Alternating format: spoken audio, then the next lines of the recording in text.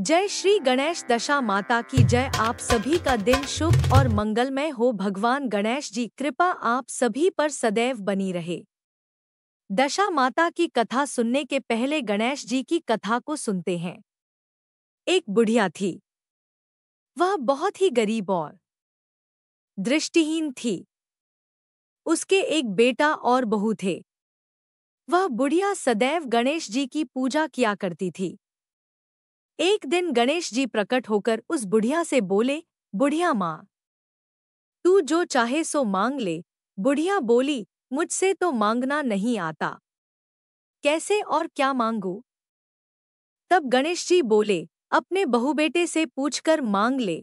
तब बुढ़िया ने अपने बेटे से कहा, गणेश जी कहते हैं, तू कुछ मांग ले, बता मैं क्या मांगू? पुत्र ने कहा, माँ, तू धन मांग ले। बहू से पूछा तो बहू ने कहा, नाती मांग ले। तब बुढ़िया ने सोचा कि ये तो अपने अपने मतलब की बात कह रहे हैं। अतः उस बुढ़िया ने पड़ोसिनों से पूछा तो उन्होंने कहा, बुढ़िया, तू तो थोड़े दिन जिएगी, क्यों तू धन मांगे और क्यों नाती मांगे? तू तो अपनी आंखों की रोशनी मांग ले, जिससे तेरी जिंदगी आराम से कट जाए। इस पर बुढ़िया बोली, यदि आप प्रसन्न हैं तो मुझे 9 करोड़ की माया दें, निरोगी काया दे, अमर सुहाग दे, आंखों की रोशनी दे, नाती दे, पोता दे और सब परिवार को सुख दे और अंत में मोक्ष दे। यह सुनकर तब गणेश जी बोले, बुढ़िया माँ, तुमने तो हमें ठग लिया। फिर भी जो तूने मांगा है वचन के अनुसार सब तुझे मिलेगा। और यह कहकर गणेश जी अंतर्धान हो गए। उधर बुढ़िया माँ ने जो कुछ मांगा वह सब कुछ मिल गया। हे गणेश जी महाराज, जैसे तुमने उस बुढ़िया माँ को सब कुछ दिया वैसे ही सबको देना। अब हम लोग दशा माता की कथा को सुनेंगे। एक राजा था।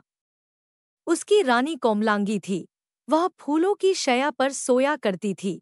एक दिन फूलों के साथ कच्ची कली भी आ गई। कच्ची कली के कारण उसे रात को नींद नहीं आई। वह करवटें बदलती रही। राजा ने पूछा, प्रिय, आज क्या बात है जो तुम्हें नींद नहीं आ रही है?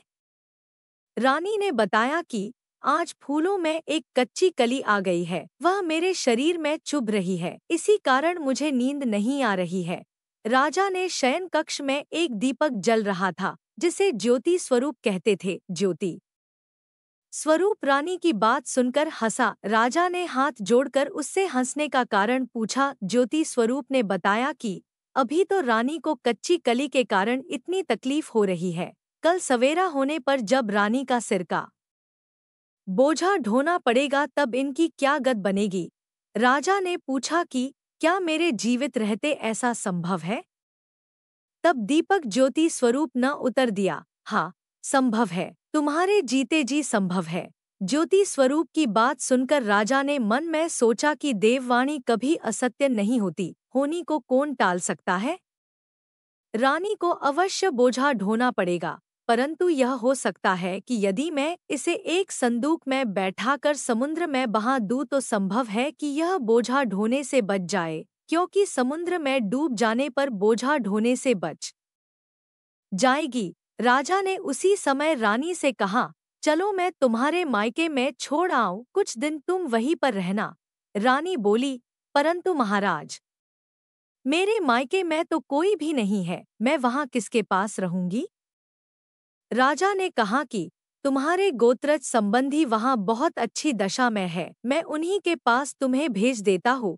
रानी न राजा की बात मन ली। रानी ने बहुमूल्य आभूषण और कीमती वस्त्र धारण किए। तब राजा ने रानी को संदूक में बिठाकर नदी में बहा दिया। वह नदी समुंदर में ऐसी जगह मिलती थी जहां पर राजा के बहनोई का राज्य था। समुद्र से मोती निकालने का ठेका राजा के बहनोई ने ले रखा था।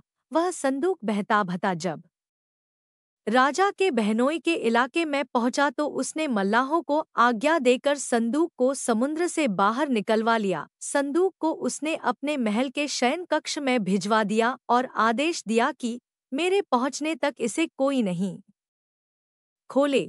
राजा का बहनोई जो उस जगह का स्वयं राजा था, उसके शयन कक्ष में संदूक के पहुंचते ही रानी को पता चला कि इस संदूक को राजा ने समुद्र में पाया है, तो वह फौरन शयन कक्ष में आई। उसने पहरेदारों को हट जाने का कहा। रानी ने संदूक को खोल लिया। उसे संदूक के अंदर 16 श्रृंगार किए एक स्वर्ग सुंदरी मिली। रानी ने अपने मन में सोचा कि यदि राजा इसको इस दशा में देखेंगे तो इसके ही हो जाएंगे और मुझे छोड़ देगा।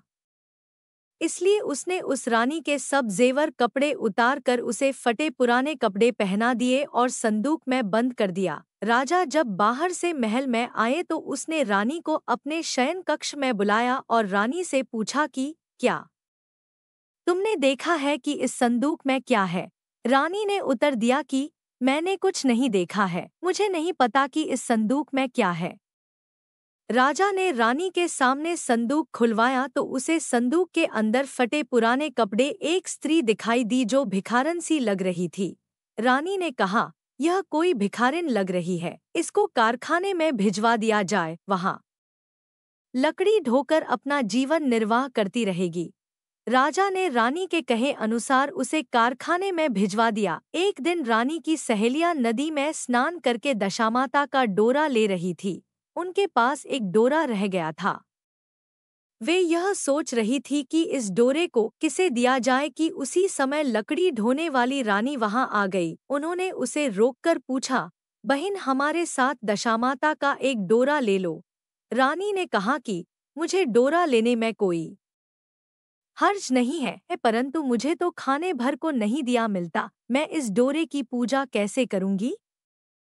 वे बोली कि तुम इस बात की चिंता मत करो, हम हर रोज इस जगह स्नान करने आया करेंगी। 9 दिन तक हम यहाँ पर कथा कहेंगी, तुम भी रोज आकर कथा में शामिल हो जाया करना। 10वें दिन पूजा होंगी, तब तक दशा माता चाहेंगी तो तुम्हारी दशा बदल जाएगी। रानी ने दशामाता का ध्यान कर डोरा ले लिया। उसी दिन रानी के पति राजा को यह चिंता हुई कि रानी को संदूक में बंद करके बहा तो दिया था, परंतु पता नहीं उसका क्या हाल होगा।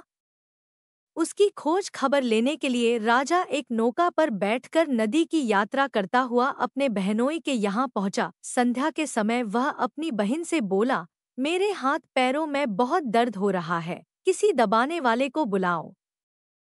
तब उसकी बहन ने लकड़ी ढोने वाली भिखारिन को बुलाकर लाने की आज्ञा दी। उसे कहा, आज रात तुम मेरे भाई के पैर दबा दो।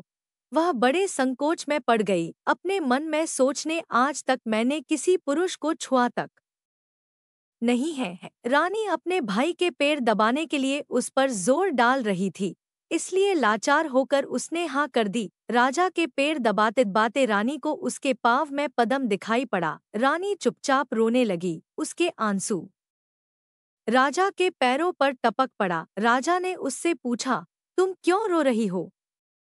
तुम अपना भेद मुझे बताओ, मेरे द्वारा तुमको कोई हानि नहीं होगी। रानी बोली कि जैसा पद्म आपके पैर में है वैसा ही पद्म मेरे पति के पैर में भी था। पहले के दिनों की याद आ जाने पर मुझे रोना आ गया। राजा ने उसे पहचान लिया। राजा बोला, मैं समझ गया, अब तुम्हें पैर दबाने की जरूरत नहीं है। तुम्हारे भाग्य में जो लिखा था वह तुम्हें भोगना ही पड़ा। मैंने उसे टालने के लिए जो उपाय किया था उसका नतीजा उल्टा ही निकला। तुम्हें मेरे जीते जी लकड़ियां ढोनी पड़ी। सवेरा हुआ परंतु अतिथि राजा सोकर नहीं उठा और न पैर दबाने वाली दासी ही कमरे से बाहर निकली। राजा की बहन को चिंता होने लगी। थोड़ी देर के बाद दासी कमरे से बाहर निकली और कारखाने में काम करने चली गई। रानी ने कमरे में जाकर अपने भाई को जगाया। उसका भाई बोला, मेरी तबीयत ठीक नहीं है, मेरा सिर दर्द कर रहा है, मैं अभी आराम करना चाहता हूँ। मेरा मन भी बहुत व्याकुल हो रहा है। रानी ने पूछा कि आखिर बात क्या है, कुछ तो बताओ। राजा ने कहा, बड़ी शर्म की बात है, मैंने तुम्हारी भाभी को जानबूझकर संदूक में बैठाकर तुम्हारे पास इसलिए भेजा था कि इसे यहाँ आराम से रखा जाएगा, परंतु उसे तो यहाँ लकड़ियाँ ढोनी पड़ रही है। उसके तुमने सारे गहने कपड़े उतार कर उसे रास्ते की भिखारन बना दिया। उसकी बहन बोली, मैंने उसे नहीं पहचाना, उसने दासियों को भेजकर उसे चुपचाप अपने पास बुलाया। उसके आने पर बहन ने अपनी भाभी से काफी मांगी और उसके पैर पकड़ लिए। कुछ दिनों तक राजा अपने बहनोई बहन के रहकर रानी को साथ लेकर राजधानी में लौट आया। रानी ने अपने महल में पहुंचकर सुहागिनों को न्योता भेजा। बड़े धूमधाम से दशामाता के डोरे की पूजा की और नगर में ढिंडोरा पिटवाया गया कि आज से अमीर गरीब सब दशामाता का डोरा लिया करे और श्रद्धापूर्वक पूजा किया करे।